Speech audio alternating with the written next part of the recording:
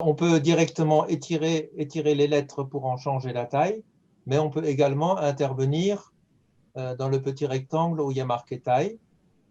Et là, vous avez la possibilité d'écrire, surligner, je mets 200, voilà.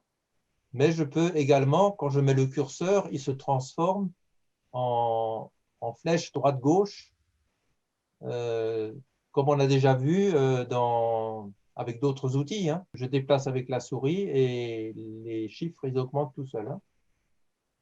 Et je peux également rétrécir, voilà. Si vous voulez agir sur les lettres, il faut cliquer, double-cliquer, et vous avez la barre d'écriture qui apparaît.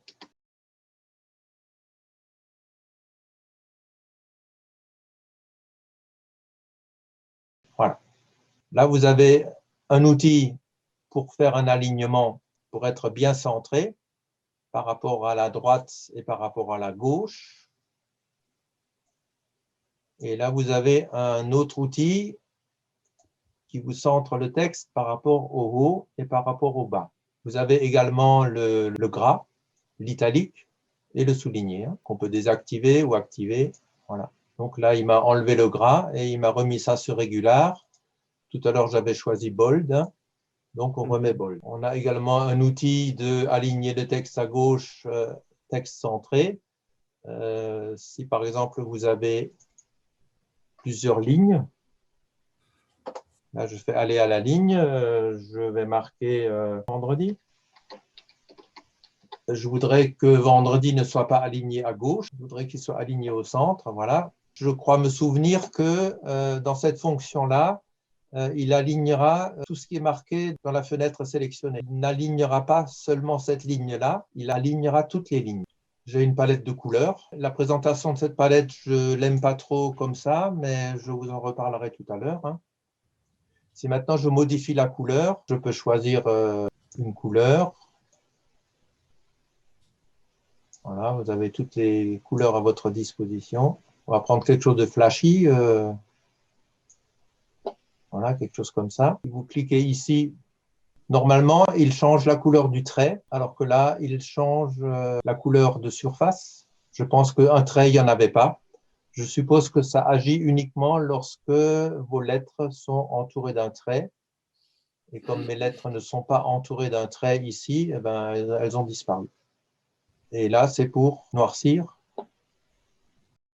Permettait de choisir les couleurs, il n'a pas disparu, hein, il est allé en haut dans le coin où c'est noir. Hein. Voilà. OK. Hop là. Hein, vous avez toujours encore la possibilité de rattraper votre coup et de changer les couleurs, de modifier les couleurs avec le curseur. Enfin bref. Voilà. J'ai oublié de vous parler des polices.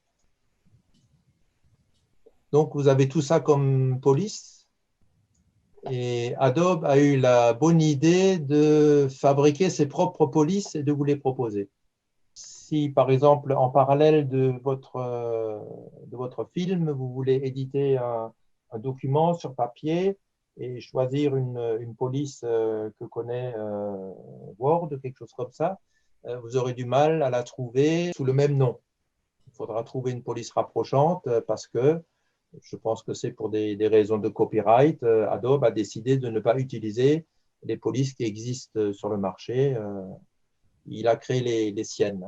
On en trouve quelques-unes, des Arial par exemple, il y est, mais il y en a plein que uniquement Adobe a développé. Ce sont des polices qui se prêtent assez bien à la vidéo, parce que la vidéo, elle veut bien avoir des gros caractères pour les polices. Elle n'aime pas les caractères trop fins. Ils sont mangés par l'image qu'il y a derrière. Hein. Alors moi, de toute façon, cette police, je trouve qu'elle manque de caractère. Hein. Le contour n'est pas là. Les endroits où fond il est très, très changeant, c'est quasiment illisible. Hein. Vous choisissez une couleur qui sort bien sur un fond noir, eh ben, elle devient illisible dans la zone où il y a du ciel. Vous choisissez une couleur qui correspond bien au ciel, eh ben, elle est illisible dans les parties sombres. Enfin bref, voilà. Je veux dire, ça ne suffit pas.